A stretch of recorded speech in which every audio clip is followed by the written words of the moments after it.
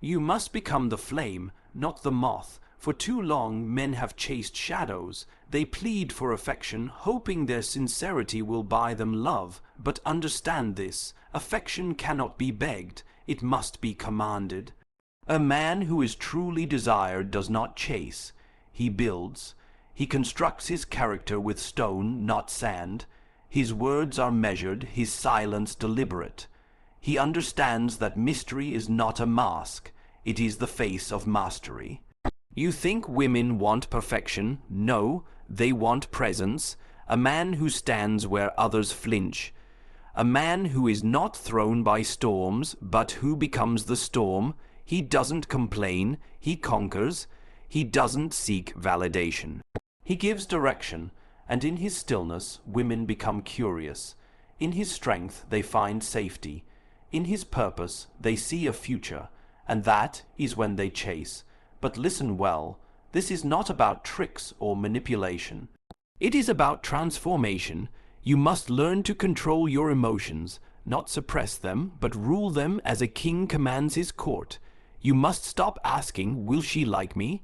And instead ask, do I respect the man I am becoming? When you walk into a room, don't look for approval. Look for alignment. Be willing to walk alone rather than follow the crowd. Because a man who does not fear solitude is a man no woman can ignore. She will sense it, your gravity, not because you try to impress her, but because you do not need her to impress you. Power is not something the world hands you. It is something you convince the world you already own. Before a man ever truly has influence, wealth, or status, he must believe he is worthy of them. This belief isn't delusion. It is the soil from which all success grows. The man who appears powerful, even before the crown is on his head, is often treated as if he already wears it. Why? Because perception governs reality. People respond not to the facts of your life, but to the confidence with which you carry those facts. Think carefully about this. The man who walks with assurance, who speaks as though his words carry weight, who doesn't shrink in the face of beauty or challenge, that man becomes magnetic. Others look to him for direction, for validation, even for belonging. Women especially are drawn to this vibration. They are not seeking perfection in a man, they are seeking presence. When a man is present, not needy, not performative, but still rooted and unbothered, he projects an aura that says, I know who I am. I know what I offer, and I know what I will and will not accept. That alone makes people take notice. That makes women lean in. Many men try to become attractive by collecting external symbols. Status, money, aesthetics. While these things matter, they are secondary. What comes first is the inner frame, how a man views himself, and more importantly, how unshakable that view is. A man who sees himself as valuable does not flinch when someone doubts him.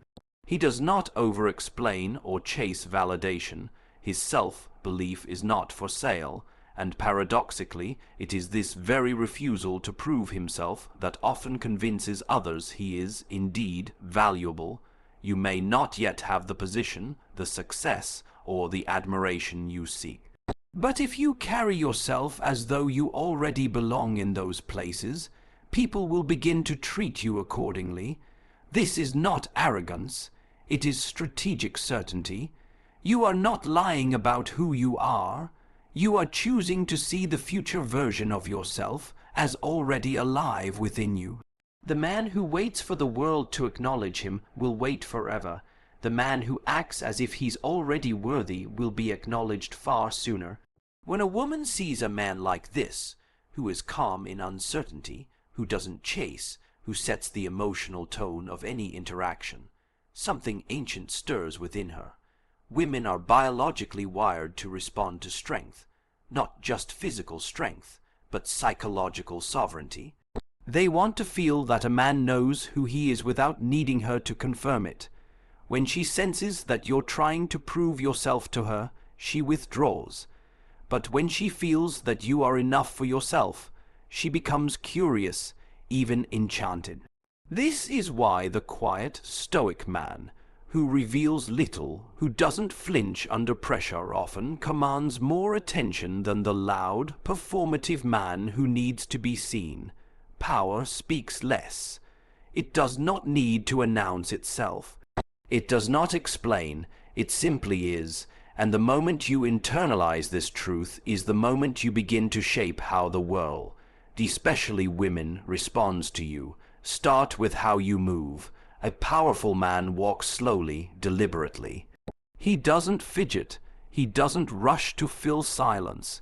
He doesn't react impulsively to things that disturb others. When he speaks, he doesn't raise his voice to gain control. He lowers it to deepen gravity.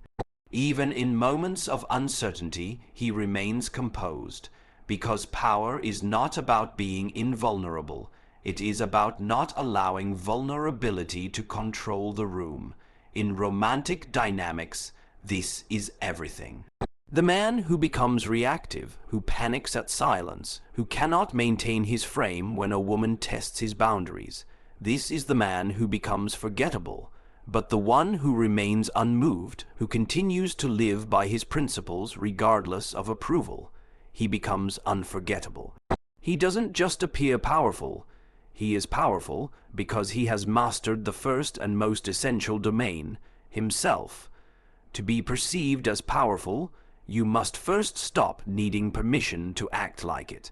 Stop waiting for the right moment to believe in yourself. Carry yourself now as the man who already possesses what you're working toward, because the world will not ask if you're ready. It will believe whatever you convince it to believe. Women will not ask if you are high value.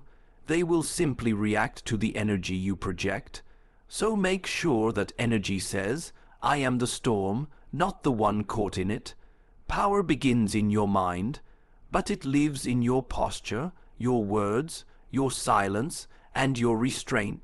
It is not given. It is declared, and once declared, it must be lived, consistently, unapologetically, and without compromise. Only then will the world begin to see you as what you have already decided you are. There is a cruel irony in life that many men never learn. The more you need someone, the less they will want you. It's not because people are unkind. It's because neediness signals one fundamental message: you are not complete without them. And the truth is, no one wants to carry the burden of completing another person. We are drawn to those who are whole on their own. We chase what feels valuable, not what begs for validation. That's why desire follows value, not need. Need is heavy. You can feel it in the way a man talks, rushing to impress, seeking approval with every word, adjusting his tone to match the mood of the room. You see it in his eyes, searching for signs of acceptance. He over-pursues, over-apologizes, and overcompensates.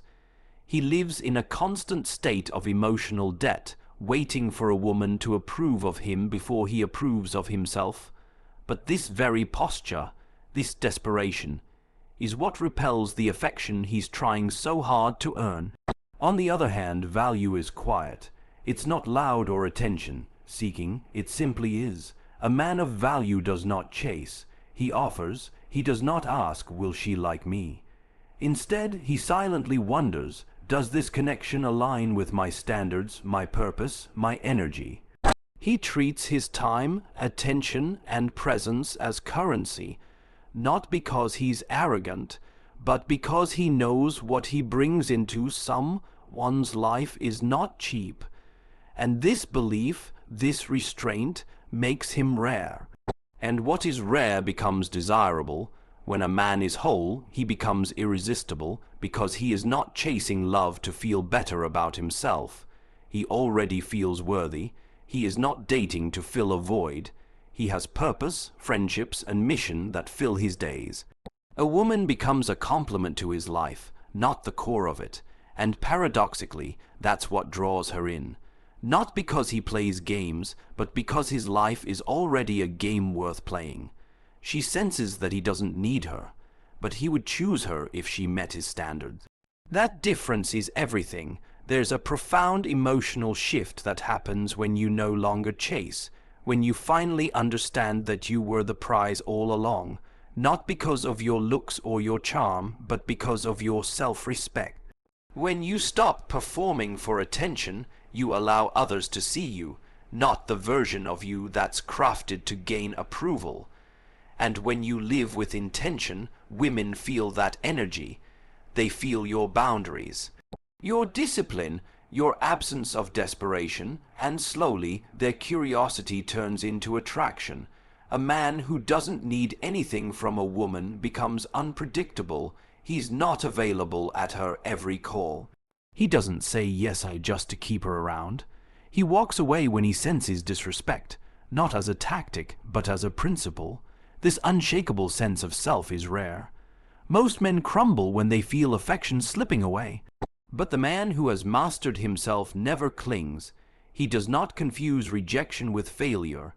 He knows that not every connection is meant to last, and he lets go with grace. That emotional detachment isn't cold, it's powerful. It's what keeps him grounded. This principle applies to everything in life.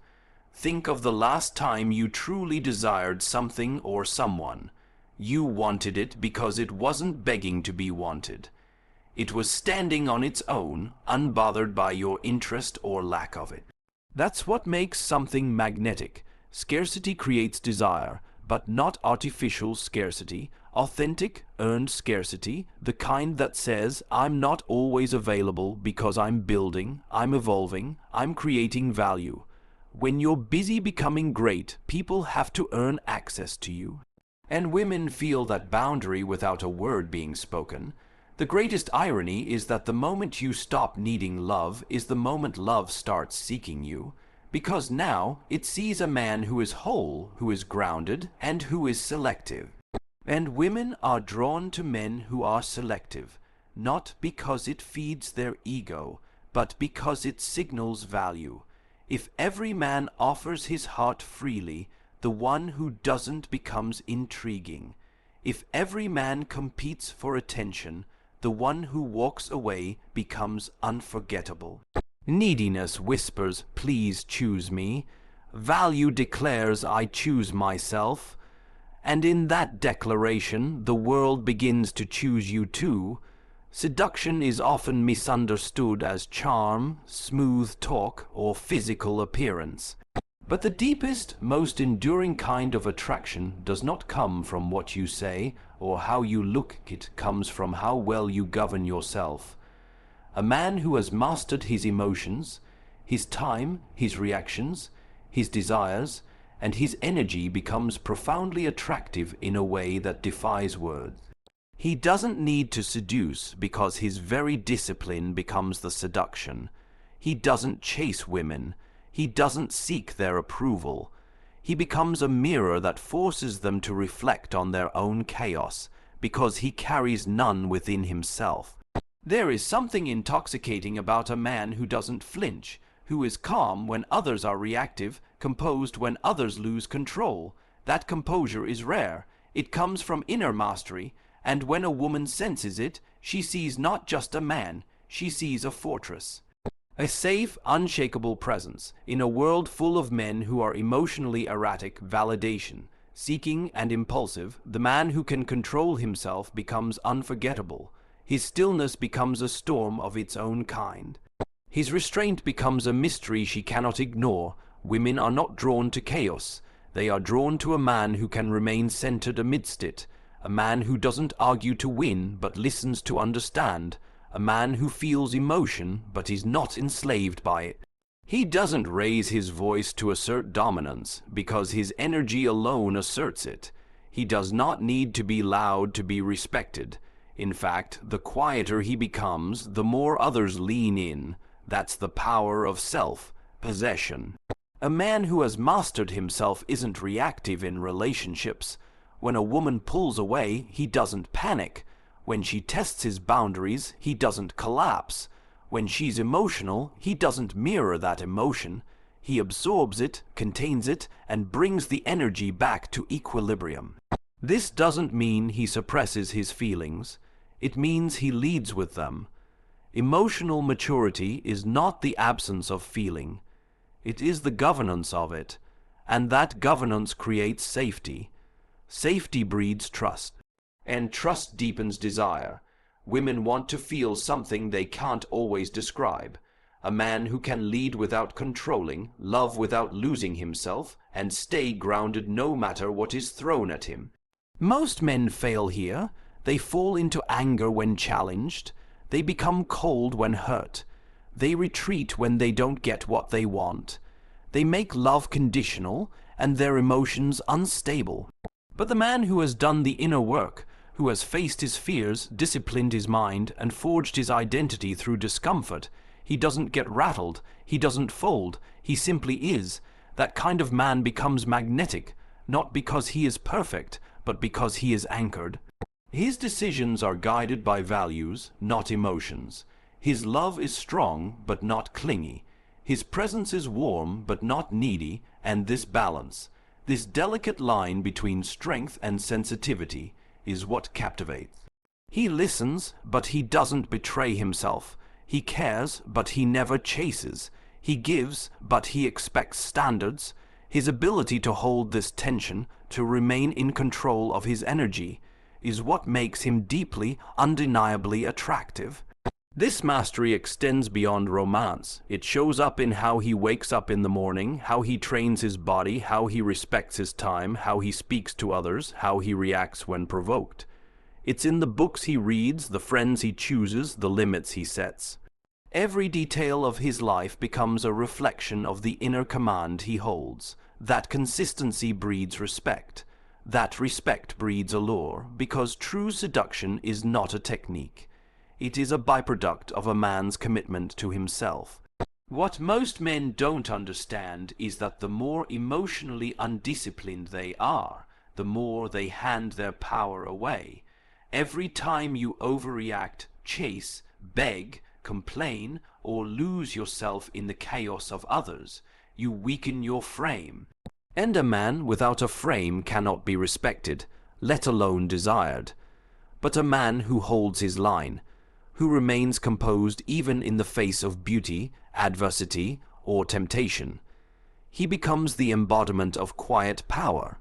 Women chase that power not because they want to be dominated, but because they want to feel the presence of a man who can lead himself, a man whose life is built on structure, not impulse, a man whose heart is open, but guarded by wisdom.